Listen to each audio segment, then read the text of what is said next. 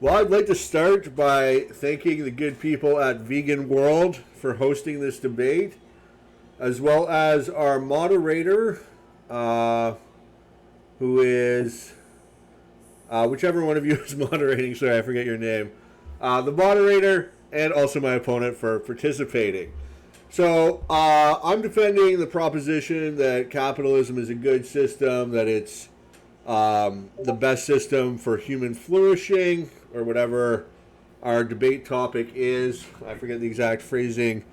I think capitalism has been a good thing for the world.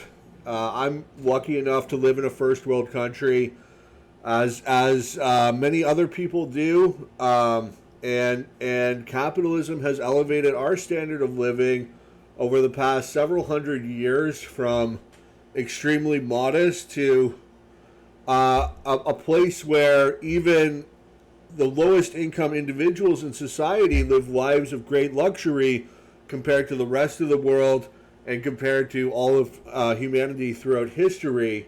I believe that capitalism is the most moral socio-economic system because it is based on the principles of voluntarism and consent, and that capitalism is, as Ludwig von Mises called it, peaceful social cooperation, where individuals work harmoniously towards their mutual betterment. I'll turn it over to my opponent now.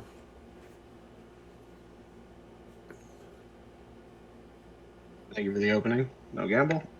So thanks everyone to join.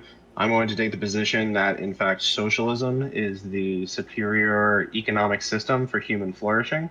We have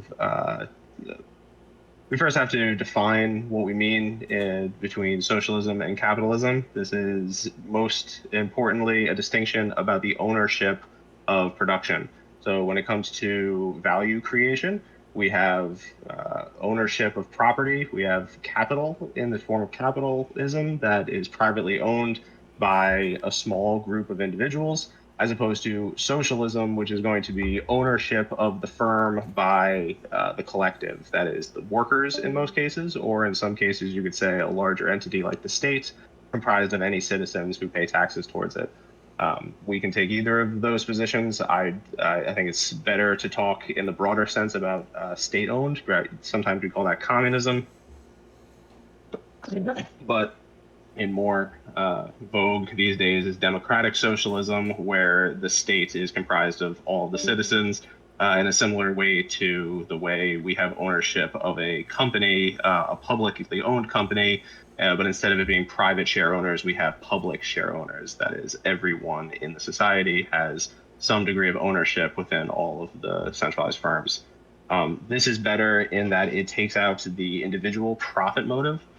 The driver of the capitalist system is greed. We've all heard from Gordon Gekko and the Wall Street pigs that greed is good, and it is that incentive that drives innovation, that drives value creation, and that is what is responsible for all of the luxuries we have in the modern system.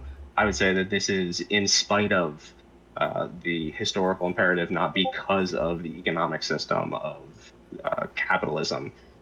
We have historical examples of socialism having failed, most notoriously the USSR, but I would be happy to debate that that was not because of the intrinsic organization of their value creation and the economic system, but in fact because there were two superpowers at war, and there were an inability for free trade or for normal trade relations to develop under a socialist system. And a much better situation to analyze would be the current system in China.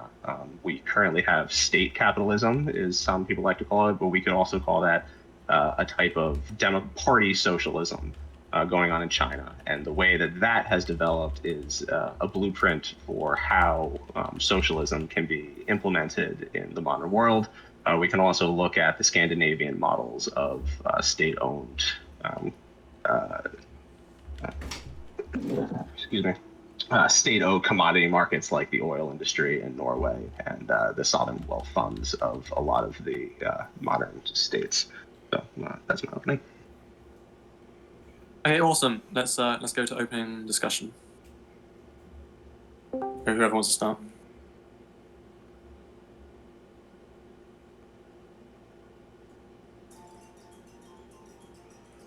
Sorry, I thought we were going to do a rebuttal of the opening statements. Oh yeah, sorry, my bad. Yeah, go ahead and do that. Is that what you decided in the format? Well, it was briefly suggested anyway. Plus, it seems like nobody has any discussion, so I'm going to go to that. Okay, so my opponent has attacked the profit motive and greed, and that's understandable. You know, we look at some bad things happening around the world because of greed, for sure. You look at the war in Iraq. You know, I don't think that anybody can say that greed wasn't an element of that. Companies like Halliburton, you know, they made a lot of money off that war, even though it was bankrupting the American people and causing untold misery in Iraq.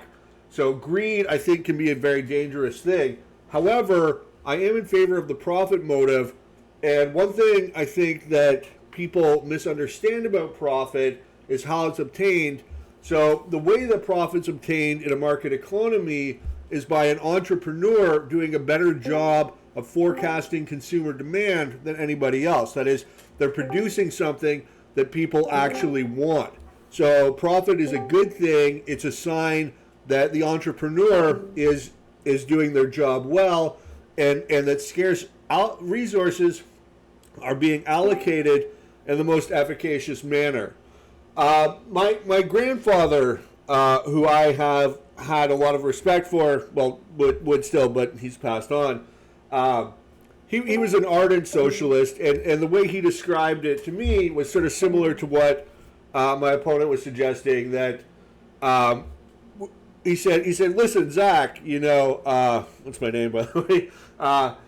You know, even these big companies, they're not really run by the owners, they're run by managers. So all we're suggesting is that the people be the managers, the society at large. But I think this does forget the role of entrepreneurship, which is very important. The owner, investor, directing scarce resources and taking risks. So entrepreneurship is a vital aspect of the market economy, and one that might not be there with social ownership of the means of production.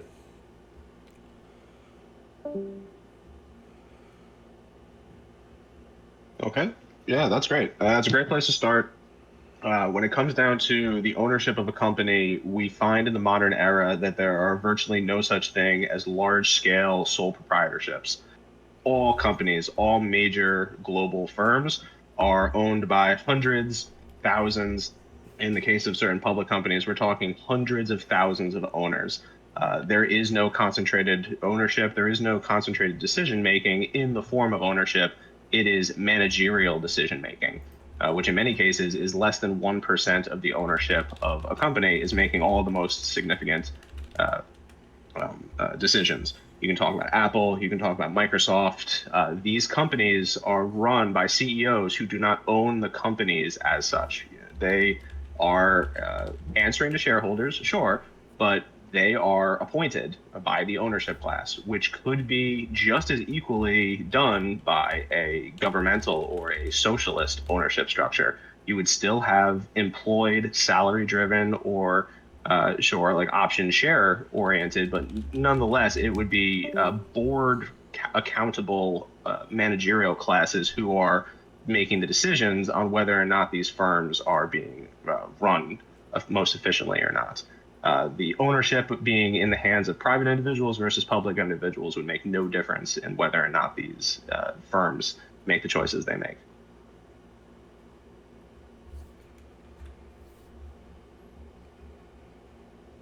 So we're going to open up to the floor, or you want me to go, or what do you guys want to do?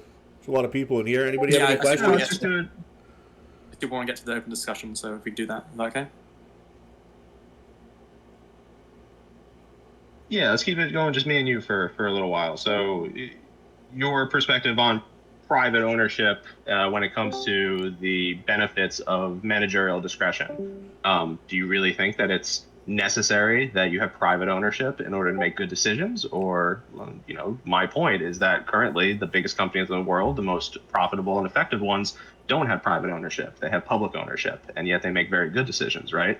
What is it about private ownership that would make better decisions? I think it's interesting you mentioned that the largest companies have widespread ownership, hundreds of thousands, you said even millions of owners.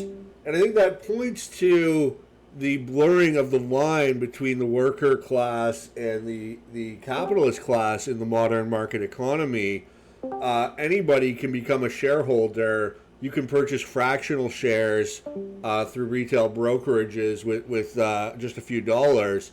So, and when you look at some of the biggest shareholders are pension funds, literally workers, or at least an agent acting on their behalf. So I think that the modern market economy has a blurring of the line between the capitalist and the worker class in a way that older economies might not have. And while it's true for large enterprise, it's almost always corporations, corporate boards. A lot of the time, the executives are paid heavily in stock options, so they do have vested interest in at least the stock price. But you would think also the health of the firm. But that's not the only type of enterprise. There's also small businesses which do have small single proprietorships, partnerships where you do have much more of an owner-operator type mentality. So in that case, at least, there's still the entrepreneurial activity that you wouldn't have if that was a state-owned firm. Yeah, you do have small businesses, and small businesses have value, and there is something to be said about the nimbleness of a small business. But we really should talk about the means of production, right? The real capital of our economy, the heavy equipment, the industry of our economy is overwhelmingly public companies. It's these giant multinationals who have shareholders as opposed to private ownership that, again, can count themselves in the millions of individual owners. And what would be the problem with mandating that all companies are structured this way? Why can't we simply have it that all companies are structured like Microsoft, Apple, Amazon, and we ensure that all of the workers, every piece of labor part of the corporation is guaranteed stock in the company, right? We do it as an incentive program for the CEOs, as you admitted. Why can't we do that for the floor employees and the labor level as well? Well, we've had a lot of government corporations in Canada. We call them crown corporations, like Air Canada, Petro Canada used to be one, and I think that these businesses tend to be less competitive, more prone to waste. They tend to be less efficient, which is why the trend has been away from crown corporations and towards privatization of them. Let the market do the markets thing. Well, all of the largest corporations in the world are public companies. Microsoft, Apple, all of the big tech companies, Berkshire Hathaway, all of these companies are large. I think the largest private company in the United States is Cargill, which I think just tops out somewhere in the top 25. So somehow these these public companies are really beating the pants off of these private companies when it comes to efficiency, competition, profitability, and the public model seems to be far more effective. Why shouldn't we just make sure that all companies are public? Well, there's nothing wrong with a company being public in the sense of it having shareholders and whatnot. But that's a very different sense from it being public in the sense of it being owned by the state or owned by the people. And what would that difference be? What would be the problem with it being state-owned public as opposed to shareholder public?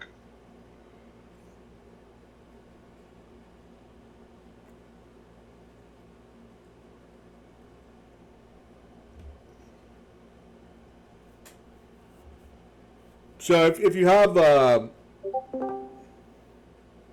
like the public as shareholders, then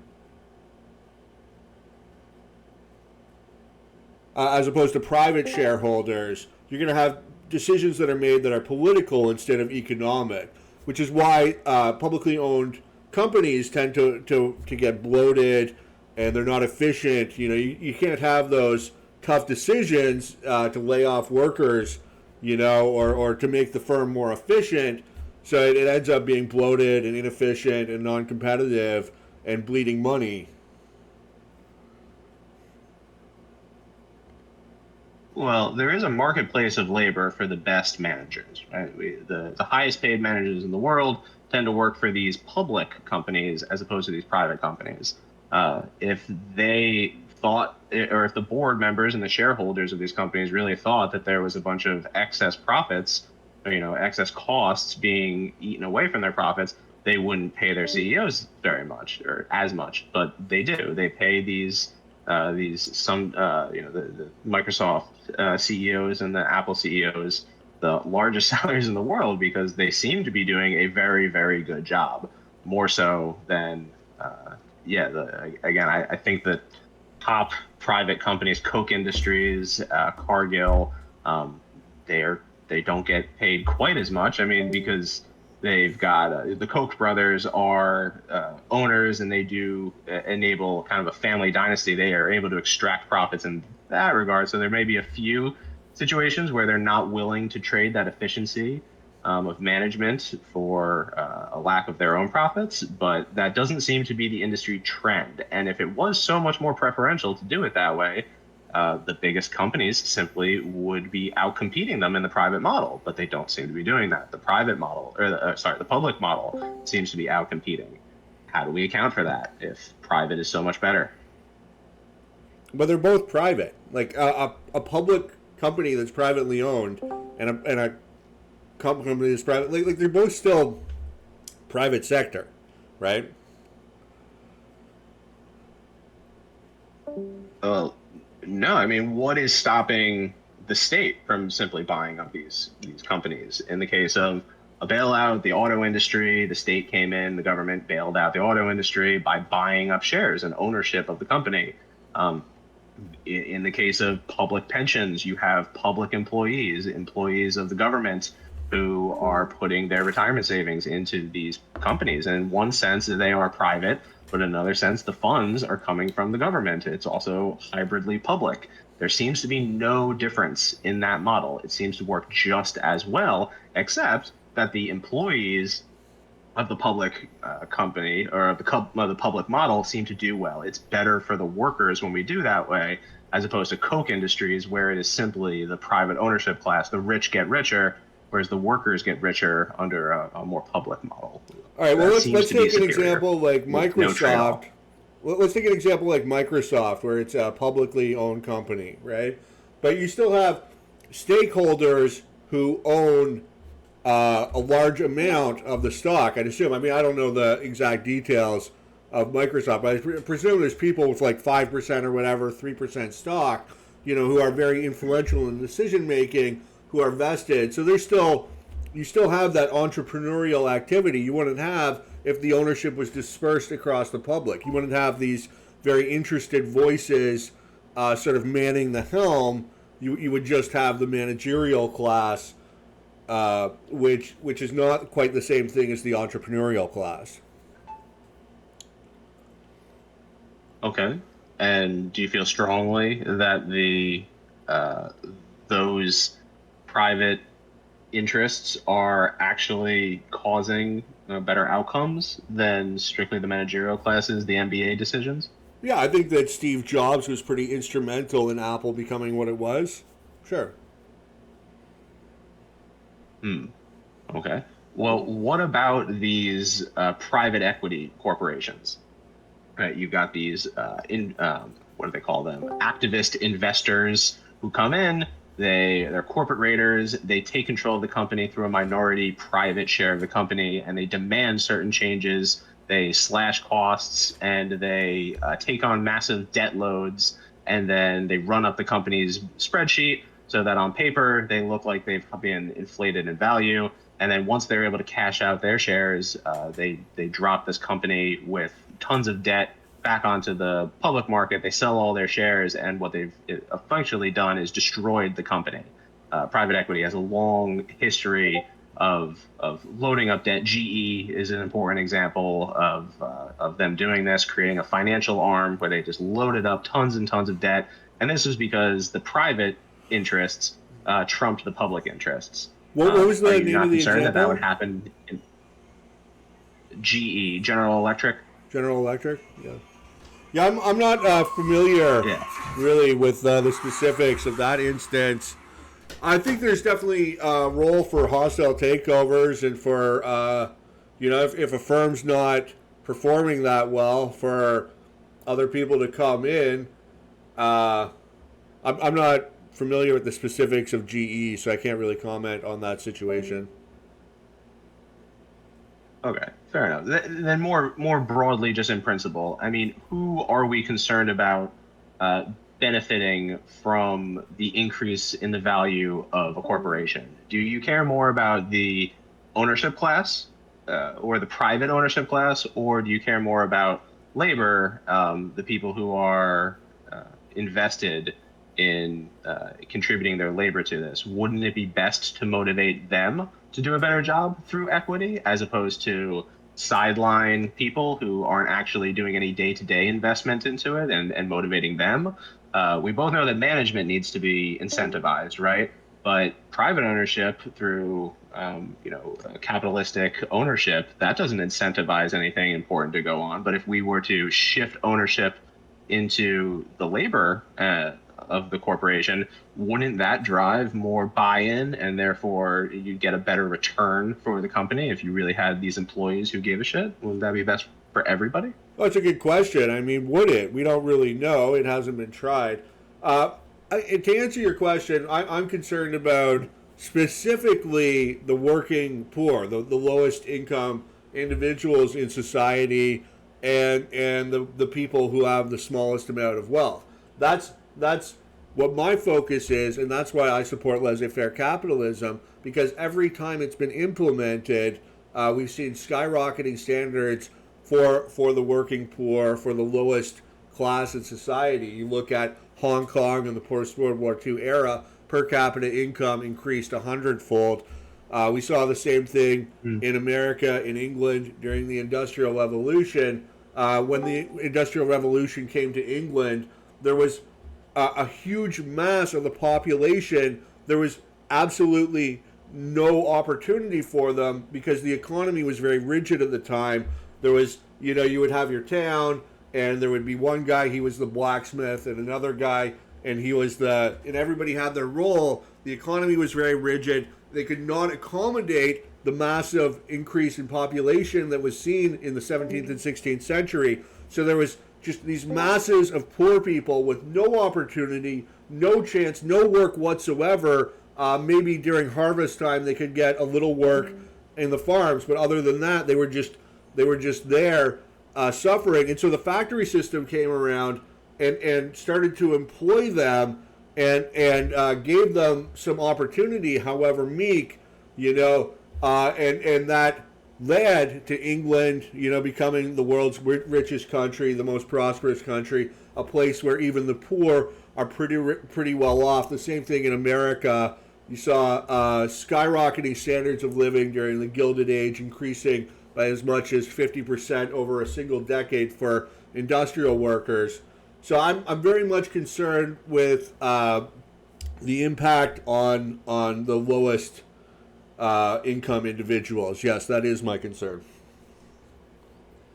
Okay. Well, great. I'm very glad to hear that. That means we're both talking with concern to the same output, which is making sure that everyone is living their best lives, in particular the people who stand to be raised the most out of a shitty situation. So yeah, you mentioned the Gilded Age. I think using America as an example would be great for an instance where we had one of the greatest explosions of prosperity in American history, and that would have been the 40s and the 50s, right? This was preceded by a Great Depression, which was laissez-faire capitalism gone amok. This was the inevitable end of the Gilded Age, was going to be the speculative bubble that caused the stock market crash, the greatest crash we've ever seen, which led to the Great Depression, and was only ameliorated by the New Deal policies of FDR, which was exceptionally socialist in its structure. This was a federal jobs guarantee. Anyone could get a job for the government. You simply went to your government office and they made you build roads. They had a job waiting for you. We were fortunate enough. I mean, this is a perverse way to say fortunate, but World War II broke out, and what did we do? We did not enter World War II as a laissez-faire capitalist economy. We got real fucking socialist about our wartime industry. There were rations, right? People were told that they could only buy certain goods. People were told, corporations, Ford and GM were told that you're not making cars anymore.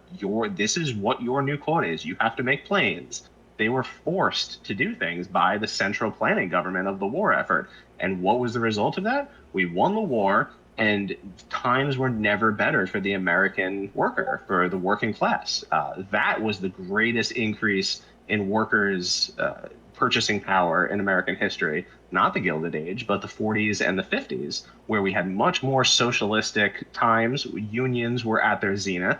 And we were not. We were the furthest we had been away from the laissez-faire capitalistic model. We were much more socialist then. Does that not seem like a world that we should strive to go back to? All right. Well, let's go back to the 1920s and the lead up to the Great Depression, because I have to take issue with your explanation for a few of these historical events. So, the 1920s was a period of great production and technological innovation. It was also a time of bank credit expansion. So the United States was on a gold standard at the time, and it's supposed to be, all the money was backed by gold.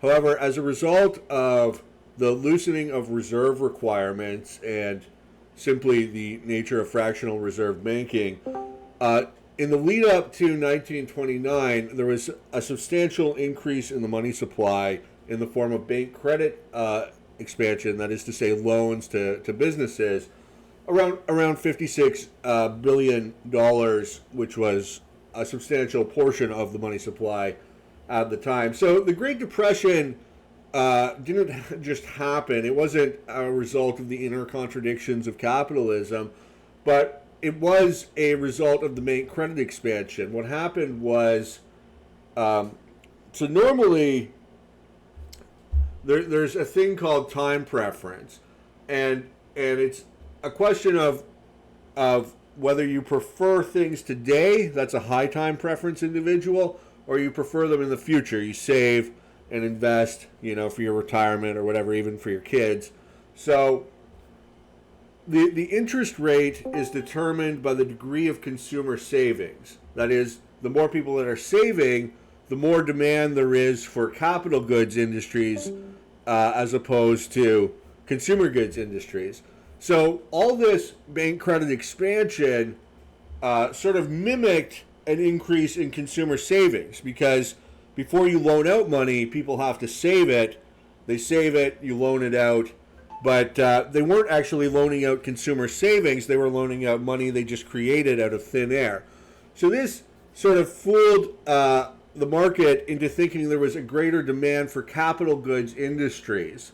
And what happened with the bust in 1929 was eventually they realized there wasn't this demand for the capital goods industry. So those investments were liquidated, and they were being reallocated to consumer goods industries more aligned with consumer demand. So this is actually a fairly painless process. It wouldn't have been a big problem, except that Hoover sort of freaked out with the crash, and so he rushed in to save the day. So what happens is the capital goods investments are liquidated, and there's a little bit of unemployment. The stock market, people were panicking and whatnot. So, so then the government rushed in, and especially under FDR with the New Deal, they tried to keep wages high. They thought, well, we keep wages high, people will have money to spend, and that'll get the economy going back again. But what happens when you try to keep wages artificially high is you end up with really bad unemployment, and that's what happened. They kept trying to keep the wages high, but the wages needed to fall because it was a depression, and then that would actually have gotten things going again. So the more that the government intervened and tried to make things better, they actually made things worse, and that's why it was the Great Depression that went on for forever. There was a similar situation in 1920 with a brief panic, but Harding, who was the president at the time, he did virtually nothing. He just cut taxes and said, "Oh, it'll fix itself," and it did. So rather than the New Deal saving capitalism from itself, it actually prolonged the Great Depression and made matters so much worse. Okay, so that's one way to analyze the Great Depression. I would say that the Great Depression was caused by the same thing that all Great Depressions are caused by. Boom and bust cycles are caused by speculation of the ownership class. It's private money dumping itself into speculative long-term gains in the stock market, and then when they get a little bit spooked, they rip it all out at the same time, causing runs on banks. When you have a central ownership structure, that never happened. It'll rip all the money out of an industry at the same time, causing wide-scale unemployment. That's why we had wide-scale unemployment, not because wages were so high, but because companies lost all of their funding through their private owners running away as soon as they got a little spooked, and then firms going belly up. It wouldn't matter if wages are artificially high if there was a federal guarantee for jobs, right? If you need a job, if you're unemployed, you go to the government and you say, "Hey, I need a job," and the government gives you a shovel and says, "All right, go dig ditches and build roads." There's no unemployment at that point. And that's how we got out of the Great Depression. Not the private industry saving us by giving us new jobs, but the public, the state came and said, "Hey, you build us tanks, you build us roads, we'll give you a job, we'll guarantee you food." That's what got us out of the Great Depression. Public ownership, not private ownership. Yeah, the reason that there's runs on banks is because they're fundamentally bankrupt. Their demand deposits are redeemable right now, but their income loans are redeemable in the future. So they're bankrupt fundamentally, and sometimes people realize that, and there's a run on banks. That's why we should really have the separation of the warehousing of money and investment banking. These should be two separate processes, not one joined together. Yeah, banks are interesting. Do you think banks should be publicly owned, or should banks be, as they currently are, privately owned? I think everything should be privately owned. I see. So the Fed is currently privately owned, right? The central bank? Well, the chairman's appointed by the president, and every year they return their profit to the treasury. So I think it's mostly public. You would call, okay, all right. But then all of the commercial banks that are the real drivers of monetary policy, or money creation, are commercial banks, which are all privately owned, right? Well, yeah, all the commercial banks are privately owned. I agree with that part. I don't know what you mean by them being the drivers of monetary policy. I mean, I would assume that's the role of the Federal Reserve, isn't it?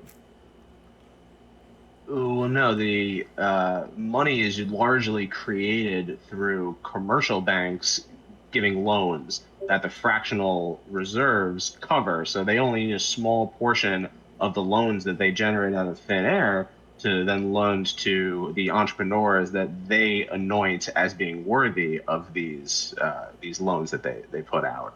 And so we have Goldman Sachs and J.P. Morgan being the decision makers of winners and losers in the economy, right, privately instead of publicly. And that's what's going to cause things like the 2008 financial crisis where we thought, oh, all these mortgages are great. There's nothing, there's no problem here, right? We're just making hand over fist money. We're just going to generate all of this new money in the form of mortgages to give out to whoever the hell wants them because we have low interest rates at the moment. And then, oh, we didn't do our due diligence, and there's a run on the bank, and all of these securities are worthless. Perhaps if it had been publicly owned, A, this might not have happened in the first place, but B, once the speculation bubble pops, it is always the public that has to come to the rescue of the private. It's like, oh, the private money didn't get us out of the 2008 recession. It was the public money that got it out. It was taxpayers bailing out the banks, right? So why don't we just skip the middlemen and just have the profit, the front side, upside be public too, since we already have the backstop, backside bailout be public, right? Why are we subsidizing rich people getting richer for their speculations, but then when it comes time to cover the losses on the spread, the taxpayer has to step in and be socializing the losses anyway?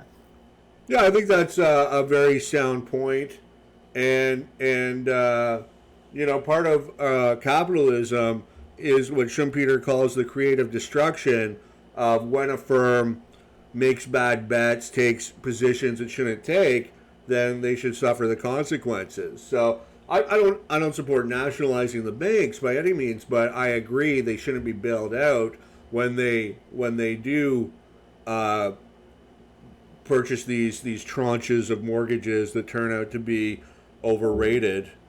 Then the bank should. I mean, I think the whole banking system is unsound, and that's one of the things. That's why you have these problems.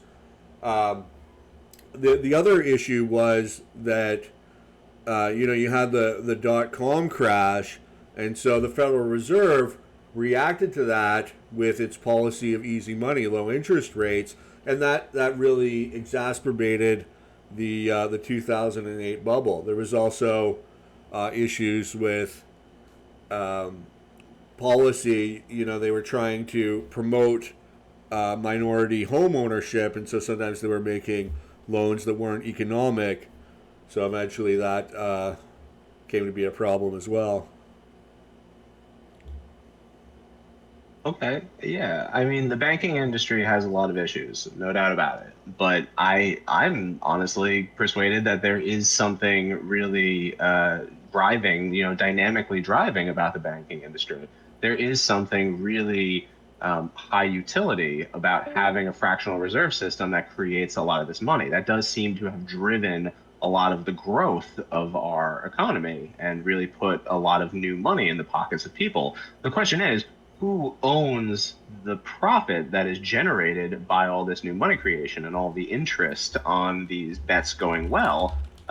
Why does it need to be privately owned? Wouldn't it be much better if the public were to own these really good bets? I mean, we already do this in the form of grant making for scientific institutions. We already do this for tax breaks and business incubator grants. We have all kinds of programs that are publicly subsidized for private companies to get their feet off the ground. And why are we tolerating them privatizing all of the upside and leaving us with when they go bad and we invested all of this public money and it didn't go well, so we're shit out of luck. But we invested all this public money and it went really well into Tesla, for instance. We give them gigantic tax cuts and grants through the NIA, or not the NSF, the National Science Foundation, and they get to keep all the profit based on those public grants. That doesn't make any fucking sense. Why don't we get the profit for the investment that the public made? That seems like the way it should go, right? We as a taxpayer put into those bets. We should get the profits, shouldn't we? Well, I think the other solution is the obvious one, which is just to get rid of those subsidies. You mentioned the 1950s, and government spending as a percentage of GDP was a lot lower back then. So I'm not sure it was necessarily the big government that allowed things to boom during the 50s, but rather the lack thereof. A lot of the controls You mentioned quite rightfully that during World War II, the economy was essentially socialized, but all those controls were lifted, and we went back to the free market economy, and things really boomed. Uh, as to the merits of fractional reserve banking, if you look back to the Gilded Age again, before this was in place, the economy was growing at a much more rapid pace. So I think that a lot of the uh, growth that we see today is illusory, and in reality, the fractional reserve banking and all this creation of new money doesn't actually lead to a prosperous society. Printing money does not create wealth. It may create the appearance of wealth, but wealth is material things, and money. The more money, it doesn't create any more actual wealth in the economy. It just transfers and redistributes that wealth. Right, right. I feel like we're not too far off here. I feel like the main difference we need, the ground we need to cover here is the difference between socialism and capitalism, where it comes down to ownership, and ownership is most significant when dealing with power, the decisions to be made about what is a firm going to do, and then how do we allocate the excess value created by that firm in the form of profit. So we both agree that we need incentive structures present in order for innovation and growth to be driven. I think we both agree with that. The question is, do you really believe that there is something intrinsically special about private ownership, private decision making, and private profit hoarding as opposed to collective ownership and collective distribution of the profits throughout the labor class? Well, I think the record of the market economy is pretty clear, and the onus is on you to demonstrate that your system would work as well as the capitalism has. Well, again, I try to use as a almost an analogy the public stock ownership, right? All of the largest companies in the world are publicly owned. That means anyone can buy them, right? In one sense, it's private, sure, but realistically, it's a proxy for public ownership, right? Anyone can own it. The common man can own a piece of the Fortune 500 or the Dow 30. Why is, in what meaningful sense is that private ownership as opposed to collective ownership? Yeah, I mean, you can call it collective ownership if you want. It's. I mean, I'm not stuck Okay. on names, right? It's. Well, then let's just have the government own some of those shares, right? What would be the problem if governments owned those shares? Well, for one, they don't own them, right? So, are you saying they're going to buy them? Are they just going to steal them? What? Well, for instance, we give all kinds of tax credits, right? Tax cuts. Instead of tax cuts, we should demand shares in the company, right? What difference would that make? Other than profits would then be diverted to the tax base. Yeah, but it's wrong to steal. It's not stealing. Again, we're offering them currently tax breaks, right? You don't have to pay your taxes if you open up your corporation here. Instead of that, we say, all right, you don't have to pay your taxes, but you have to give us stock in the company. How Right? is that not Why don't stealing? we do that? That would be capitalism. You're saying like you have to give Sorry, what me was what that? you're saying you have to give me what you own. How is that not stealing? Like if I said you have to give me $20, that's stealing.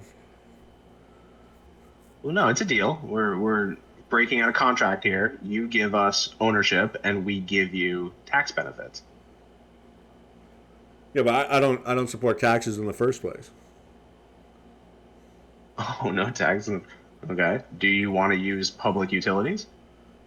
I mean, I would rather everything be private. Yeah, I mean, look, I think it's an axiomatically true that it's wrong to threaten people with violence, right? Do you agree with that? Like, or to be violent against a random person, you would agree that's wrong.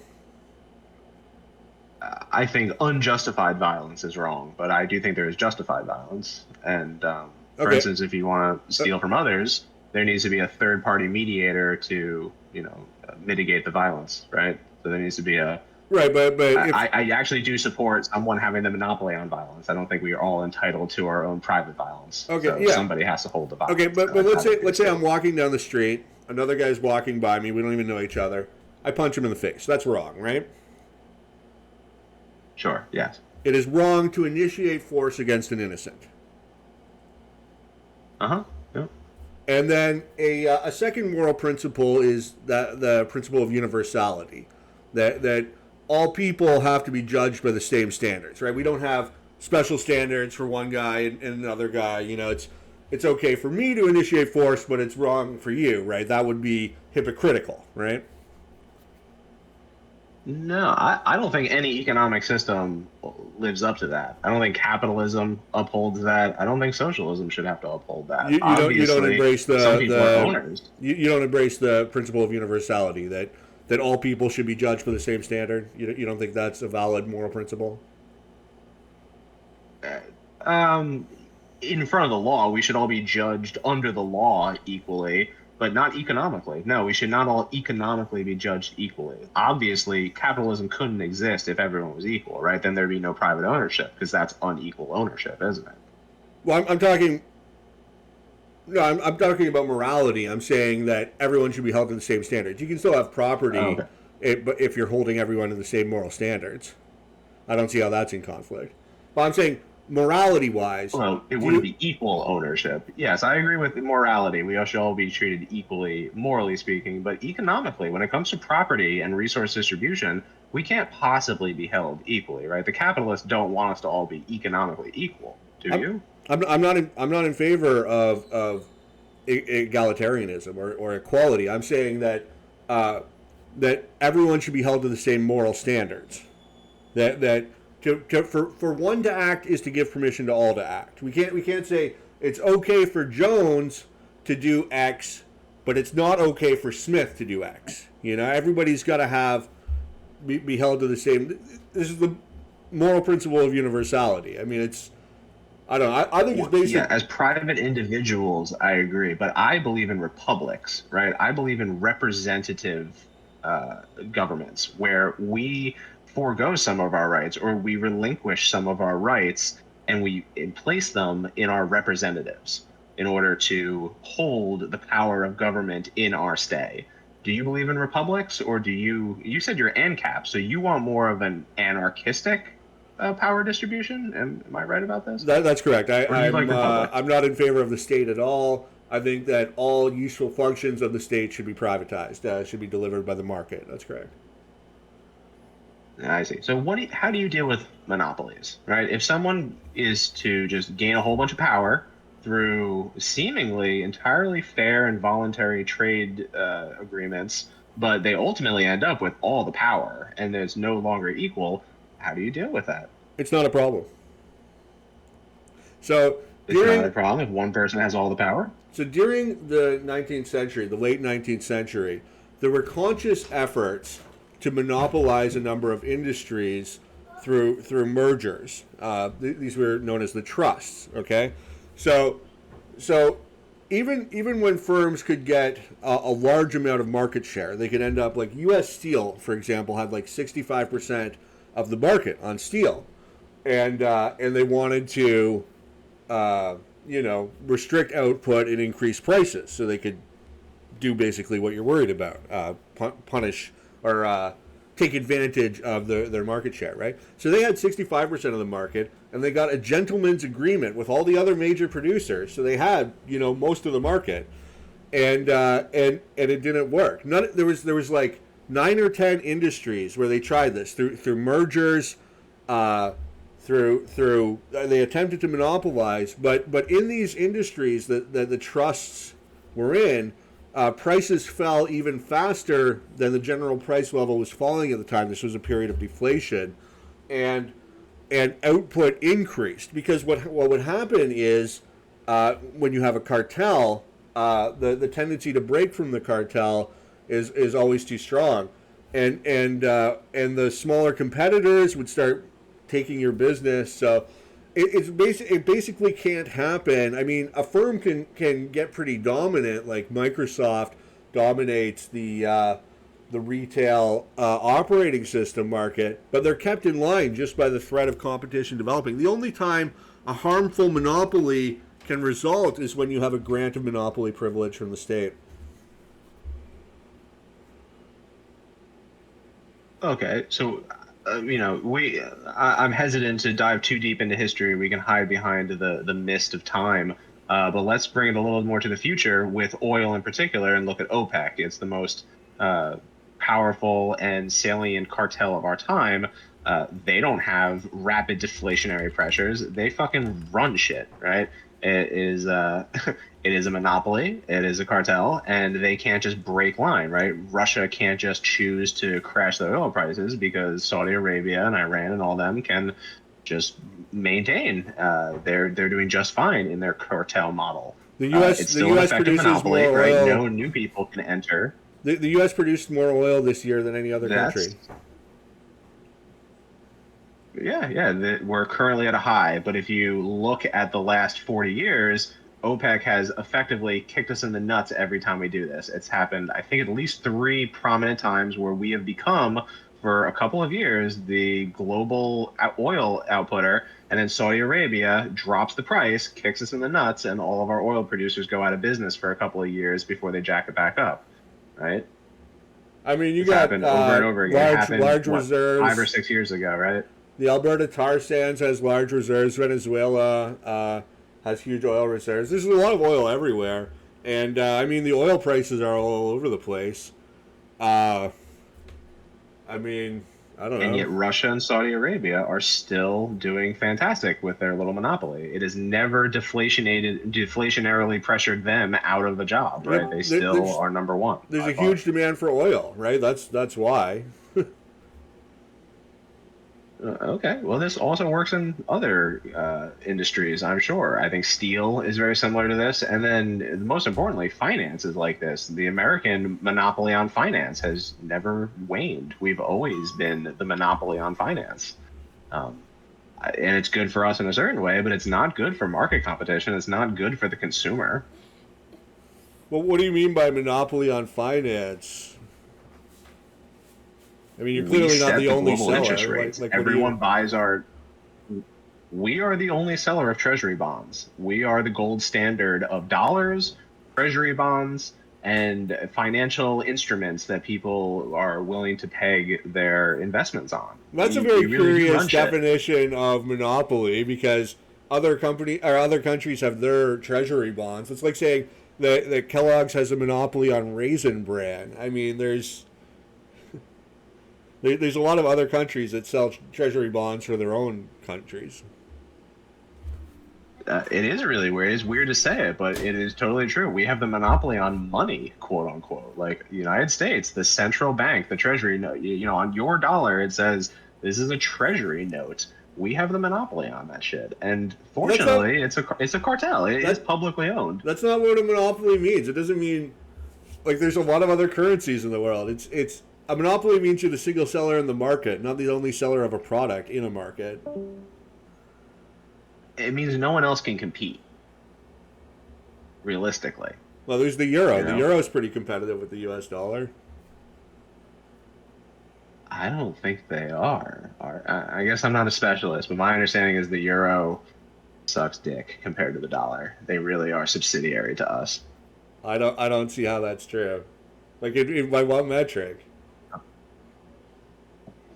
By numbers of dollar in circulation, by the amount of money that is generated for new business ventures, entrepreneurship, and international trade is overwhelmingly done in dollars, right? The petrodollar, oil is bought universally in dollars.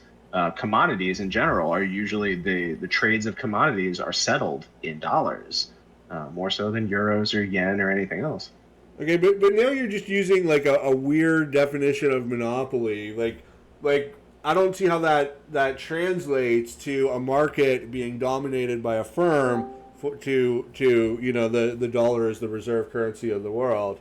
Like I don't see how these two things are the same or alike or relevant to each other. Yeah, you know what? I agree with you. It is a special situation. We're moving away from like what we mean by capitalism and socialism. It's more global finance, and it's not quite the same. So we can move back into a more like a specific industry. Oil was a much better example than finance. Agree with you. Yeah, well, oil. I mean, there's a lot of different producers.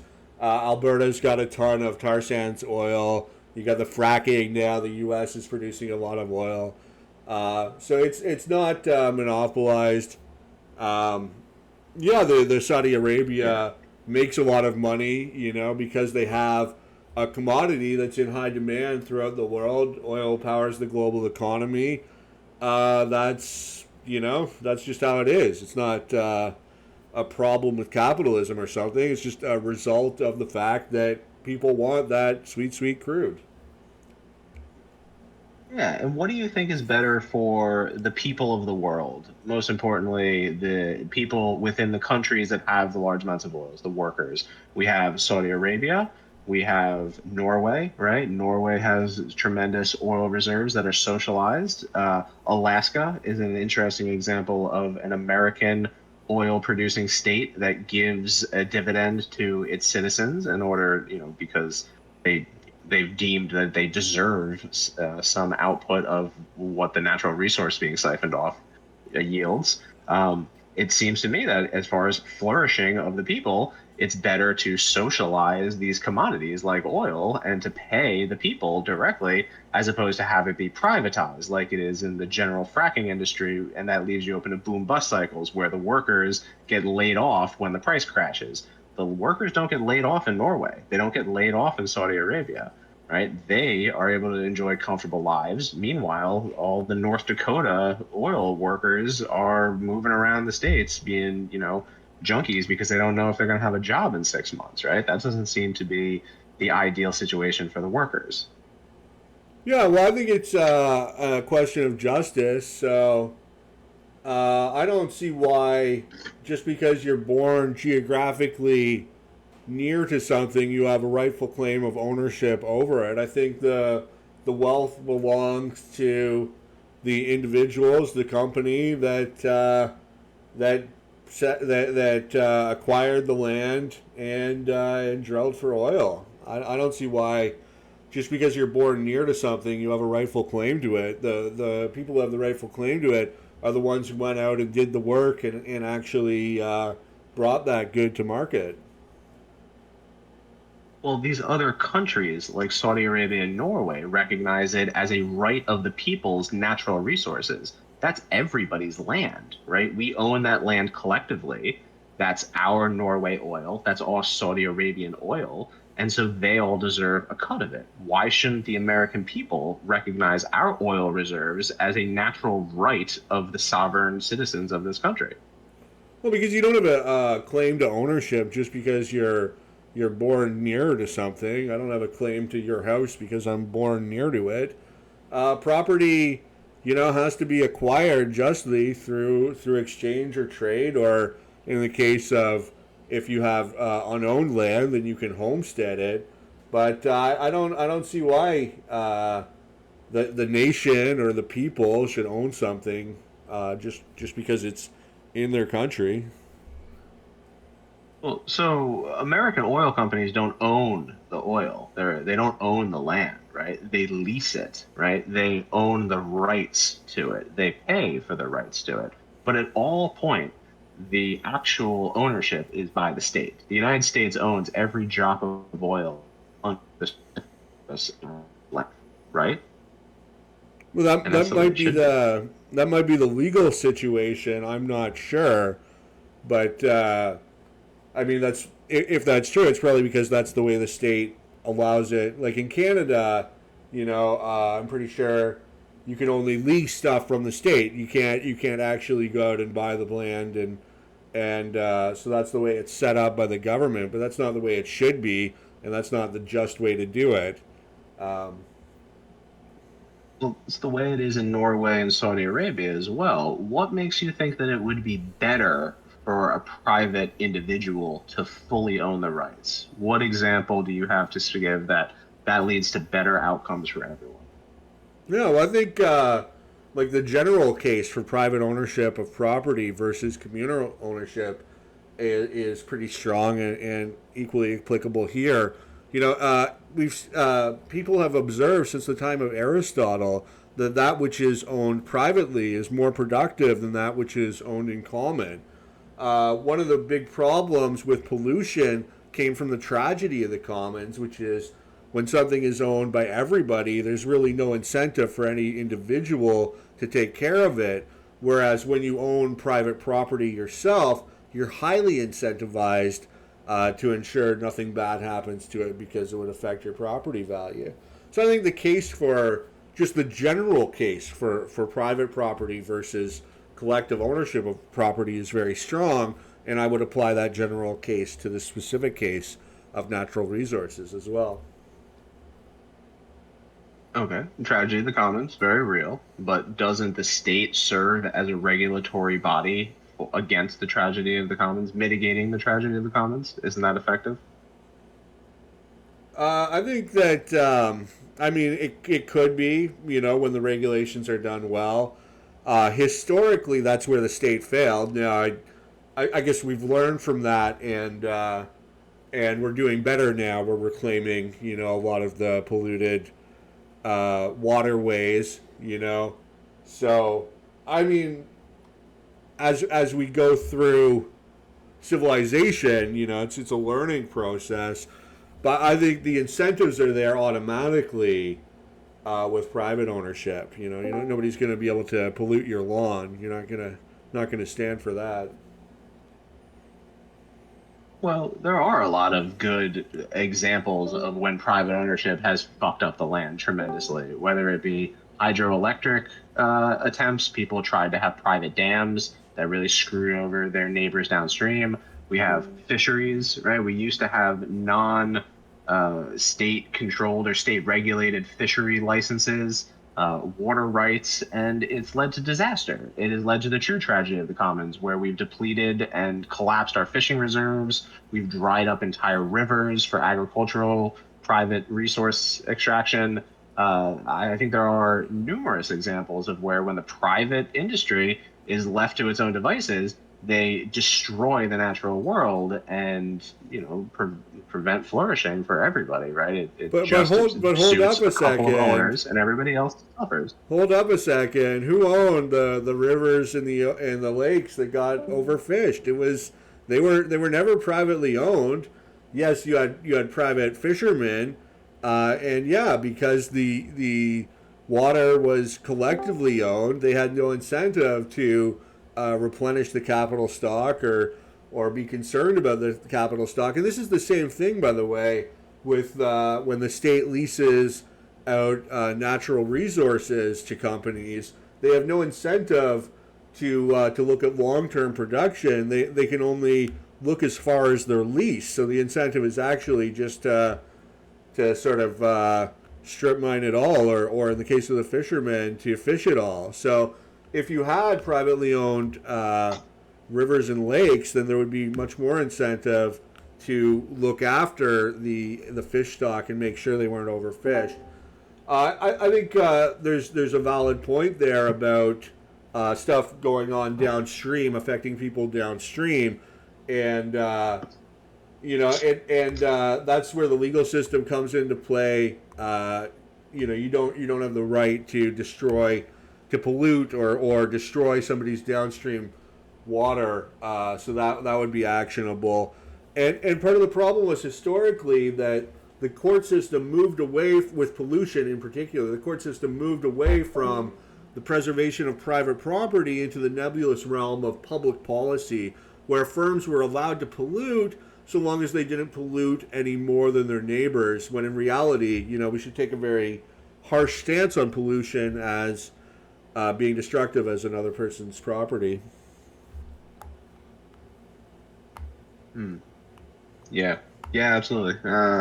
Tragedy of the commons there. I think the better examples are the modern ones that we're currently suffering through, like the Colorado River, where private water rights have been awarded to people and the state lacks the power to revoke those rights. And when you're in that situation where people have private ownership rights of things like rivers, they milk them dry and they destroy the river for anyone downstream. We have that situation currently, and to the best of my knowledge, when it comes to the ocean fishing stocks, especially of the Northeast, we had collapsed those fishing rights because we had given them out to private individuals, And it was only when the state stepped in and overruled those private ownerships, right, and said, sorry, you're destroying this resource. We're going to have to revoke your rights to have private ownership here, is when we were able to recover our fishing stocks. And I think that's going to be the model going forward in lots of different industries, whether that be oil or even agriculture, and ultimately things like finance, the internet. I think we're increasingly going to see that private ownership causes exploitation, and it is bad for the consumer as well as the worker. I'd like to explore this concept of exploitation because it's inherent in the socialist critique of capitalism. So what is exploitation in your view? I think, in the most general sense, it's simply unfair extraction of labor. It's I'm labor and you're management or ownership. I come and I exchange my labor. I transform my labor and I mix it with your capital, and we come up with a product. And then you sell that product, and you are able to reap a profit that is much greater than the labor that I was initially given, because, well, essentially, I didn't know any better. And the capitalist will say, well, that's the risk portion, right? I'm rewarded for my risk because I didn't know it was going to turn out so well. Um, but in fact, that windfall of getting it right when you make a gamble about a product is exploitation. You should have built-in mechanisms that enable for a change if your labor leads directly to a windfall for the ownership, right? There should be some ability to renegotiate and split the profits, essentially. Okay, so split the profits if you have high profits. But how would you determine what's a fair price for labor?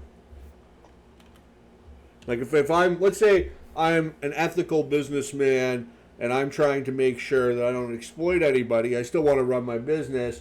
I want to make sure everybody is paid a fair wage. How do I determine what that wage is? Exactly the way you do it currently, what the market will bear, but you should also provide equity. There should be profit sharing in all corporations. All companies should have built in, legally required employee ownership of some significant amount. Therefore, any profit has to be redistributed as it would through stock ownership to labor.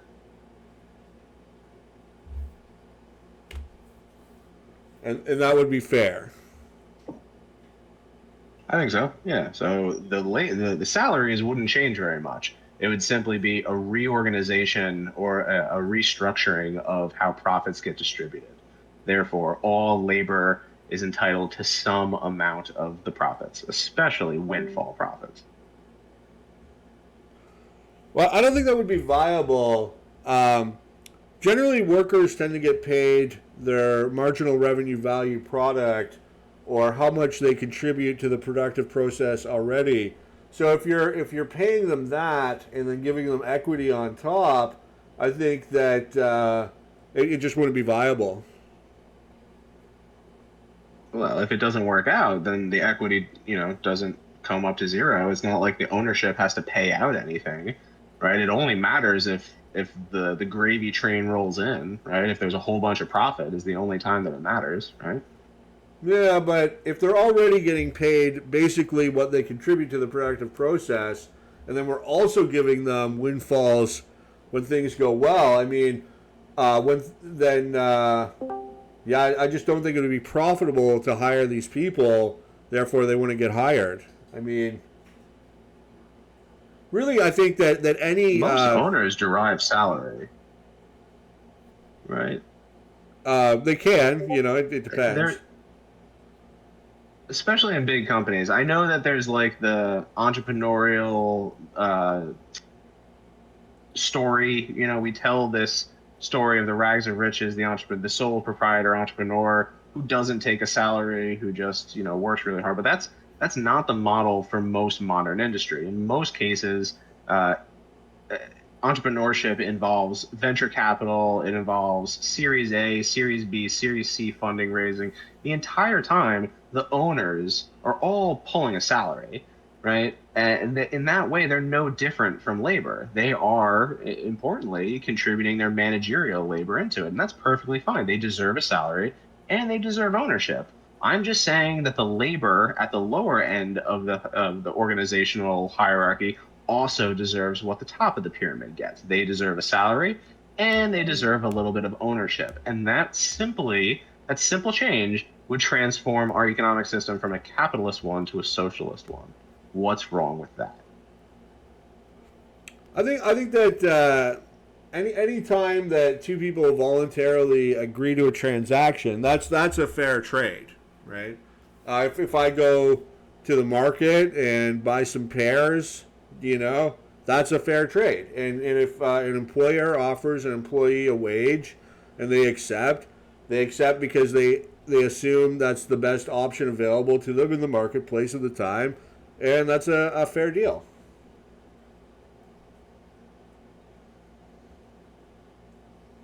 Well, if there were no state regulation, the owner would try to negotiate every penny they could out of it, and there would be no protections for the workers who, in many cases, are risking life and limb in these manufacturing facilities, right? But if it were true that absent, say, the minimum wage, workers would all pay us like $2 an hour, then why don't employers all pay us the minimum wage right now? In fact, in the U.S. with the $7 minimum wage, very few workers, only a few percent, make that. So employers have to offer a wage that's going to bid away competent workers from other producers. Yeah, it is interesting. For the first time in history, I think we have more workers than we do firms. I think it's just always been the case that ownership was such a small, privileged pool of the aristocracy that there was always just a giant excess in serfdom labor. It's only the last 50 years which that has changed. And so now labor finally has the negotiating power to demand proper salary, right? If you only offer minimum wage, well, you're just not going to get the best employees. And some corporations, that's fine. They only need people to flip burgers, right? They don't need skilled labor.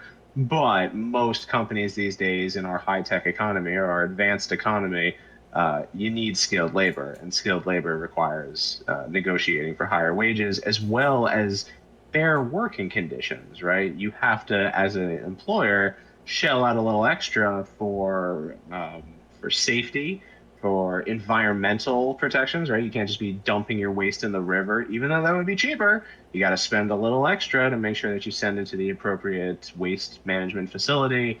There's all kinds of costs associated with running a business that are totally justified. And thank fucking God we have these regulations in place, or else everyone would suffer more, except I guess there'd be a little more coin in the owner's pocket. But I don't know. I think you prefer to live in a world where we have clean rivers, right? I do prefer to live in a world with clean labors, but I'm not sure that working at McDonald's is as easy as you claim it to be. I mean, you got to be fast to work fast food. I think it takes a particular type of person, like young, like it's very quick. I think a lot of people couldn't do it. I probably couldn't do it, as a matter of fact.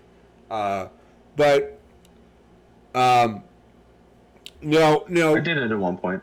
yeah.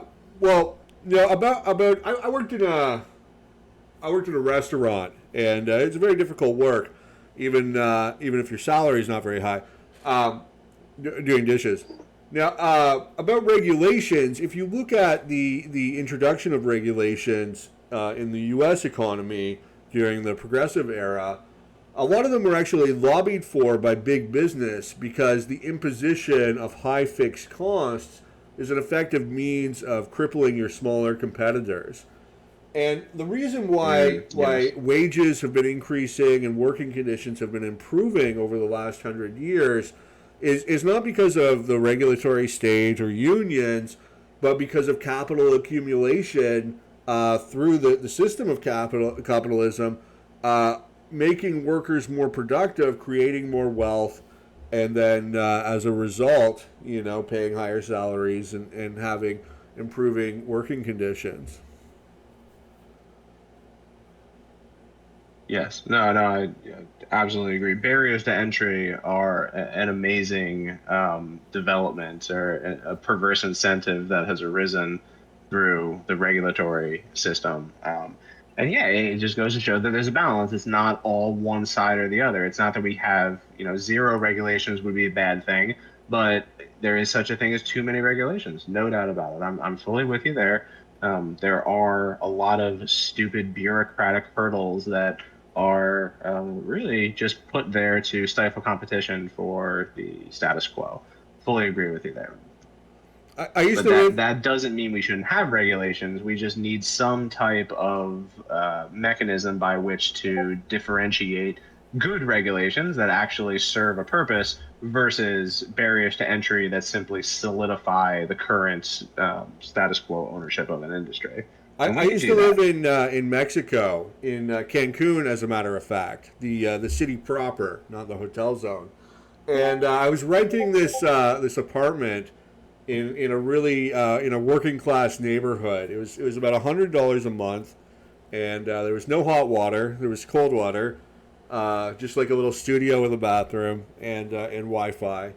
And one of my neighbors had a restaurant in her house, and it was just a couple, plastic folding chairs, and you could go there and you could get some chicken and tortilla and rice for like $1.50. It was the cutest little thing, you know.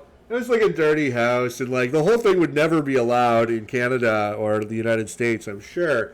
But it shows, how much more entrepreneurial a lot of third world countries are or have to be. I wish that was allowed. I wish you could do that, in Canada.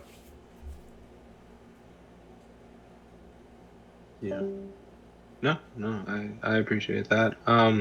Perhaps we want to bring in the audience at this point, or Yeah, totally. closings. How do you want to? Anybody? I think we're a Yeah, little sure. over an hour and Like, 20 now. would you like to go to Q&A before closing? Is there anyone that's got any questions from the audience? I'll unmute everyone. And direct your question to one of us too, whoever asks.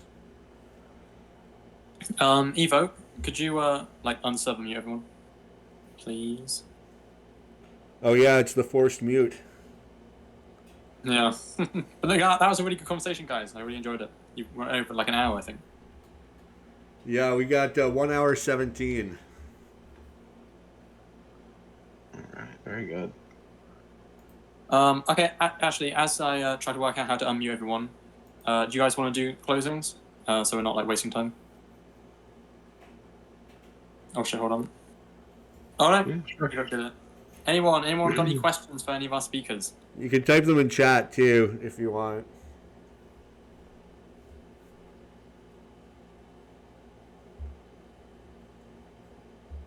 All right. Let me just give closings. We can, especially if we can rope in anybody from the other rooms that were with us before to come join for questions. Let me just give a quick synopsis. I appreciate my opponent's thesis here. I think he made a very good layout of, why there could be some motivating factors or some incentives that are beneficial to the flourishing of the constituents of an economy if it were in private hands. But I think that I have laid out a significant number of examples, whether it be commodities or historical examples, where there would be very little difference from the current public ownership to a more traditional private ownership. But I think we all can recognize that if profits were not concentrated into a small ownership class, but were distributed into the labor class, that there would be no significant impact in productivity. There would be no loss of the entrepreneurial spirit that the capitalists are so fervent to make sure to point out as such an important variable in capitalism, and yet we still would have a very high quality, robust economic system that would benefit all, as we would have much greater distribution of the profits that have built up the society as it is and created the unprecedented 1% class of the United States and the world currently. If we were to flatten that pyramid a little bit, everyone's lives would be better and no one would be for the worse in a socialist model versus a capitalist model. All right, well, again, just want to thank Vegan World for hosting this debate, my opponent for participating. I think we had a fruitful discussion, certainly identified a few areas for me where I have to study and work on my arguments. I got stumped pretty hard at one point in identifying the problems with state ownership of large corporations, basically. So that'll be definitely an area where I can study. Yeah, I think the record of capitalism is pretty clear. Yes, there have been downsides, but as a whole, it's created a lot of wealth, transformed the world, and I think it's important to have these discussions and debates to consider which ways we can reform society. What changes we can make. I agree, with my opponent and with I would say most socialists that, what's important is how can we improve things for people in the lower tier of society, the people who have the least or the lowest income, but often we disagree on means. So that's a good thing to have these discussions and debates and try to find what works, what doesn't. See Green Giant typing here. Hopefully we get some questions from the audience before we go. But that's it for my summation. Thanks. Enjoyed listening. You got it, bud. Yeah, I'd like to make a comment. I want to believe I'm a socialist, but actually, when you were talking about sort of, because I think you do squash innovation with over-regulation. Like for example, there's a lady down the street that makes illegal donuts, and I found her on Google Maps. And I was like, I love that she's doing this. I love that she's just like, I make great donuts. I'm just going to do it. And, probably doesn't have a license for it, whatever.